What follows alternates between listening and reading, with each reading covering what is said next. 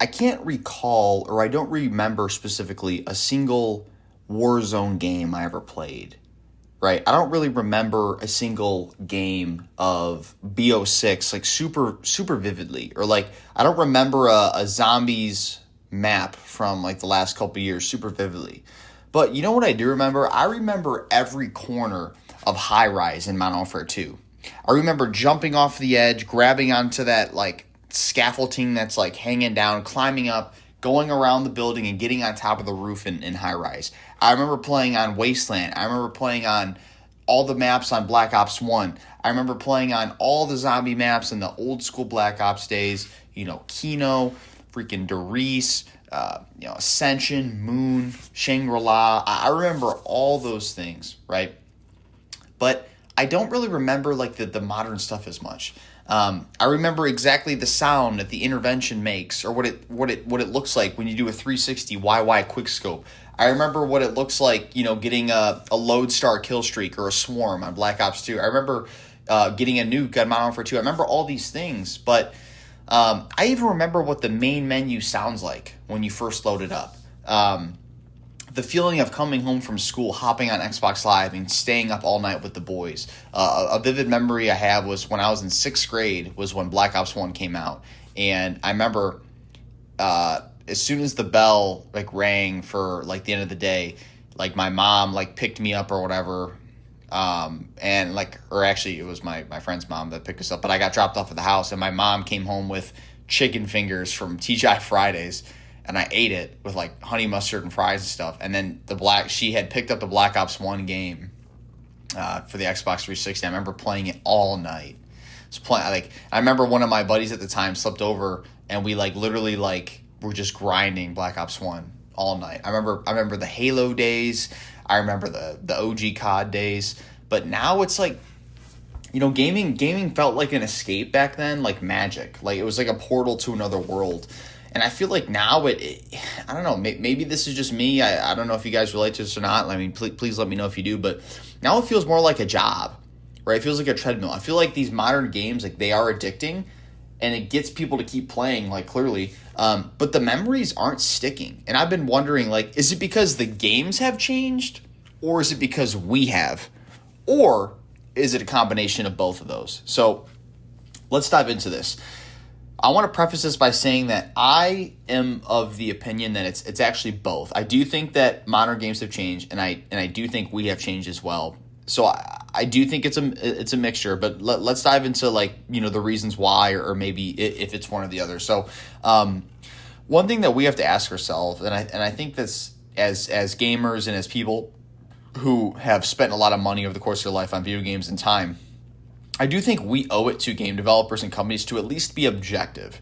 I understand that, Black Ops 6 and Activision and EA and Ubisoft, like they have a lot of problems, don't get me wrong, but I do think we should still be objective when we say this, right?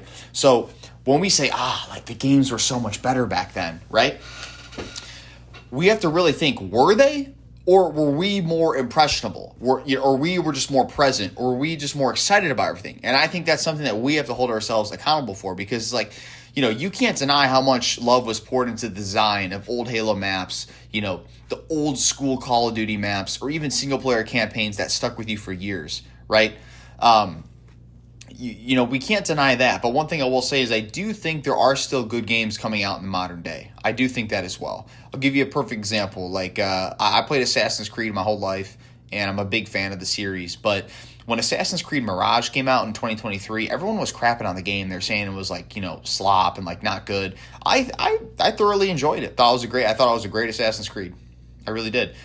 When Doom: The Dark Ages came out 2 months ago, that's actually a really good example for this video, because that game was awesome. I thought it was a really good game, but it was one of those games where you play it and it's kind of over. Like there wasn't really more to it. It was a really good campaign. The guns were sick. The gameplay was sick. The bosses were cool, but it's I can't tell if the game was missing something or if I'm just older and I just wanted to beat it and kind of move on, right? And that's where the line has to be drawn, because I do think that a lot of Call of Duties are so close to being just as good as the old ones. But the problem is they do it to themselves with, SBMM, right? Skill-based matchmaking. I mean, that ruined most CODs. And, I was nasty back in the day. I'm not going to lie, for sure. I definitely was. But even people watching this, even if you're an average player or slightly above average, you're suffering because of skill-based matchmaking. You really are. Because it punishes people who are good at the game. It really does. And, there's plenty of videos that talk about this. And there's a lot of conspiracy theories about this or that and stuff. But at the end of the day, skill-based matchmaking does suck. And I do think has a lot to do with why people don't like some of the newer CODs.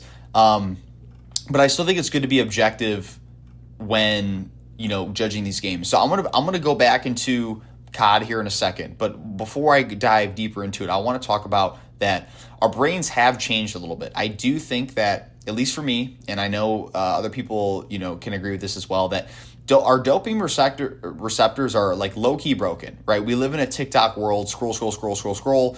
The same dopamine trap has bled into gaming, and I do think for sure people have shorter attention spans, they have higher expectations, less patience, and they quit games faster. They get bored faster, and our brain is fried, and that magic feeling can't break through anymore. I know for sure this is true. Even myself, if I start a new game in 2025, that shit has to get my attention locked in fast, or I end up uninstalling it. And it sucks because a lot of games, especially single player focused games, whether it's RPGs, whether it's some type of campaign game, a lot of times you need to put in an hour or two to kind of get going and kind of get through the tutorial or get through the introduction. And you have to really be dedicated to that, because I've noticed this a lot. I even saw this video on Instagram the other day where this kid was playing COD, and every time he would die, the couple seconds that he would wait to respawn, he'd be scrolling TikTok. I'm dude, come on, bro.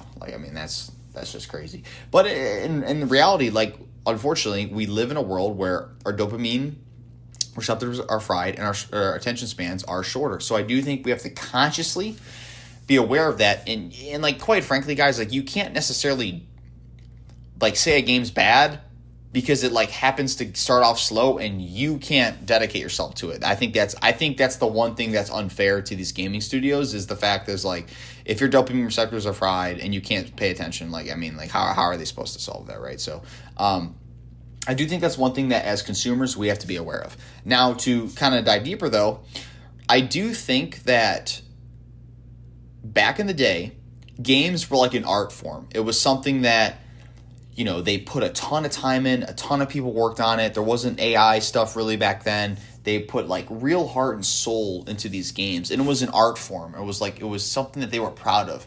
Now, it feels like it's really turned into an algorithm, right? It went from art to an algorithm, and I feel like games are like a content pipeline now. And I know this is true. Today's games are built to keep you playing, not leave an impact. They want you addicted, but they don't want you immersed. And we see this all the time. Fortnite was really the game that started this whole thing and ruined the whole industry. But, you have this whole battle pass system, XP grinds, daily challenges. It's like going to a job you never applied for, and you're not exploring, you're just checking boxes. There's no art. There's no, real sense of, these people aren't even necessarily proud of their games anymore. It's there's just constant advertising. There's constant content being pushed on you. And it's just a content machine. I feel like it's it literally feels like a good example of this is there's videos on the internet that talk about how private equity is ruining industries and business because they're just buying up businesses and everything's becoming so corporatized. It's the same thing with video games. It's literally becoming a corporation. And they're just constantly pushing stuff down your neck. I shouldn't have to see 20 different battle pass freaking packs every time I log on. I just want to play the damn game, And as adults, I think we struggle to fully escape. When we were kids and you came home from school and you hopped on Xbox and you were playing Call of Duty, playing Halo, playing Gears of War, whatever it may be, it was easier to just kind of just enjoy the moment, man. I remember one time, I was a sophomore in high school, and I had a final the next day, and I was playing Advanced Warfare Zombies. Funny enough, actually, I'll say this right now. I think Advanced Warfare has the most underrated zombies of all time. It's not as good as like, you know, Black Ops 1, Black Ops 2, Black Ops 3 zombies, but like Advanced Warfare low-key had some underrated zombies. I will say that. But anyways, I remember one time I was playing Advanced Warfare Zombies on that big ship map, like I forget what it was called, but the big ship map, and I had a final the next day, and my mom was like, came in the room, and it was like 1 a.m. and I was like, you know, 14 at the time or something. I was playing it, and she was like telling me like, you got to get off.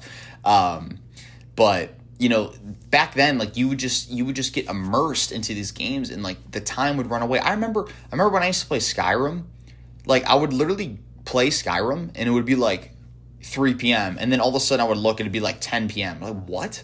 Where did those 7 hours go? Like, it was so easy to just get lost, you know, just get lost in those games. And now it's like we struggle to fully escape. We've got jobs, we've got relationships, we've got actual responsibilities. And even when we do play, we're never like fully there. And that's one of those things where it's like, I don't know if that's our fault or if that's because the games aren't art anymore. And I do think it's somewhere in the middle.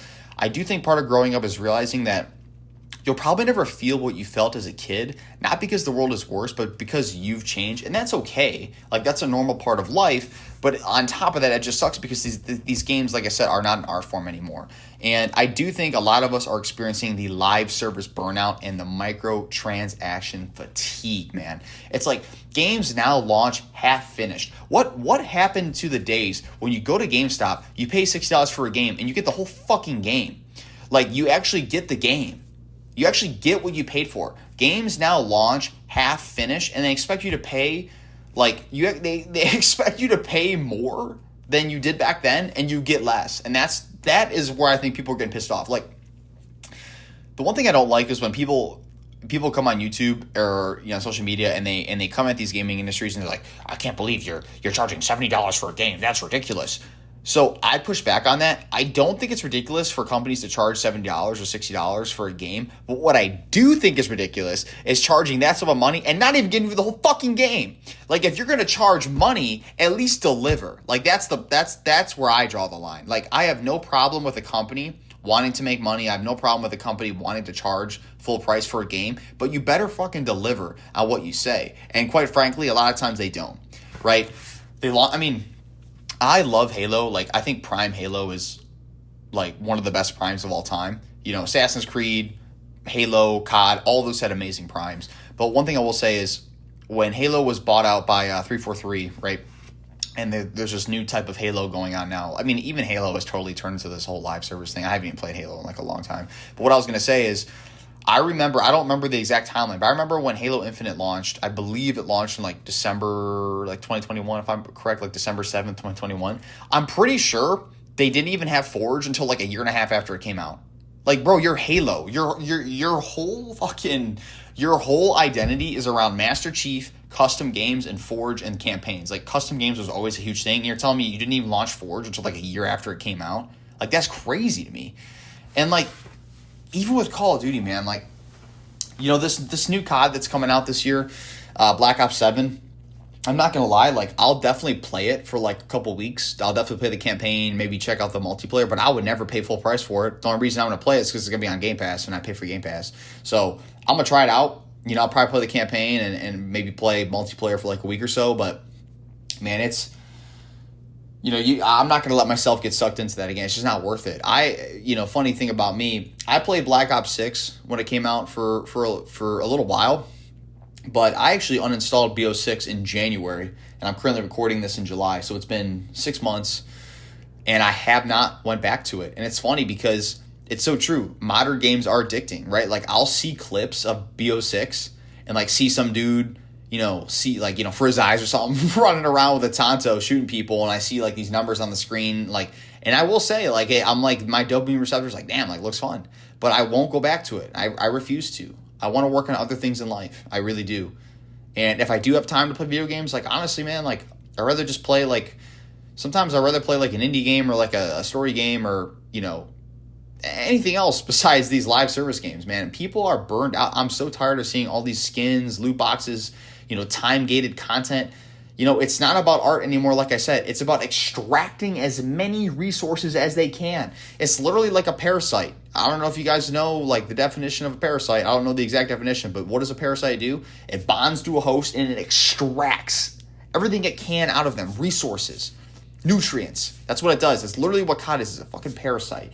They put out this slop that is just recycled maps over and over again, and they extract as many resources as they can about you. And once again, I have no problem with companies charging money. I have no problem with people wanting to make money. I want to make money. I'm sure y'all want to make money. There's nothing wrong with wanting to make money intrinsically. There's nothing wrong with that. But what is wrong is when they charge more money than they used to and the games are worse and they don't deliver on what they say.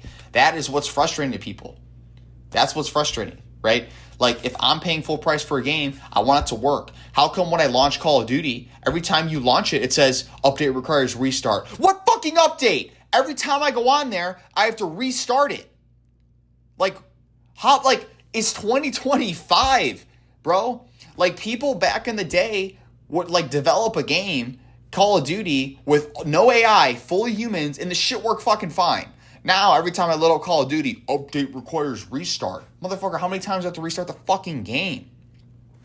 Excuse my French, but it's just like, I get, like, I don't even care about this stuff as much anymore because I don't really play it as much, but I feel for all the people who want to play it because it's Call of Duty was one of those things where it was based around, like, realistic, like, military stuff, like World War II, World War I, it was like, the Cold War, like all, like, like the Afghan wars, like, it was all about, like, modern day soldiers and also, like, going back on historical time periods, and it was like these tough guy personas like Mason, Woods, Captain Price and all these things. And now, if you look at the fucking thing that just came out for BO6, you have fucking Beavis and Butthead, bro. You have Beavis and Butthead skins and Beavis and Butthead zombies. Like, what the hell is that?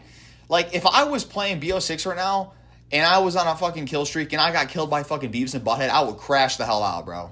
Like, seriously. Like, and like I said, guys, I mean, if there's one person out there watching this video and they happen to, like, buy the Beavis and Butthead skin, I'm not necessarily coming at you. Like, I mean, I think that's a little silly, but I'm not necessarily coming at you. But what I am saying is, like, it is ridiculous that these developers and these companies like Activision, they don't listen to the fans of what they actually want. They just think that, just buy some skins because these little kids are gonna buy it. And it's like, man, people just burn out from it. People are burnt out from the live servers. People are burnt out from the microtransactions, and people are burnt out, man, from just being extracted.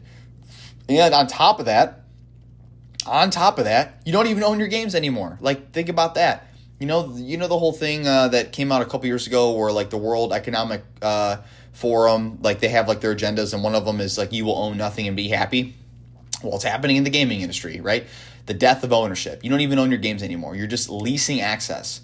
Game Pass, Steam, PlayStation, they can literally remove your game at any time. They can shut down servers at any time. They can revoke licenses at any time. Imagine renting your memories. Like, I think that's the biggest thing. You're literally renting memories. Think about that. Back in the day, like, I remember when Modern Warfare 3 came out, I was literally there with my dad at the midnight release at GameStop.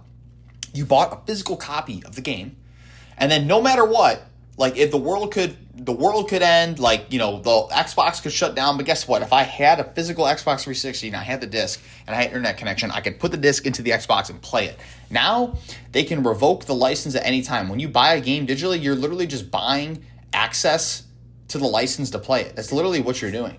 And I remember I experienced this firsthand, which by the way, like, this isn't necessarily as bad, the example I'm going to say, but it still was annoying, was in 2023 when the Texas Chainsaw Massacre game came out.